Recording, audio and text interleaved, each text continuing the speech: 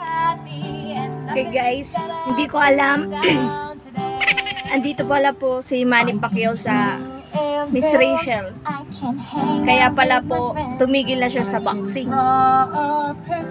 Nakikita niyo po yan. Kaya po pala tumigil si Manny Pacquiao sa tingnan niyo po. Tumigil na siya sa boxing. Kakatuwa naman po guys. Andyan po siya. Patunay na po yan. Diba?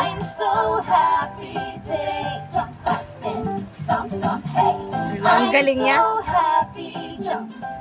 So proud of you, Manny Pacquiao po.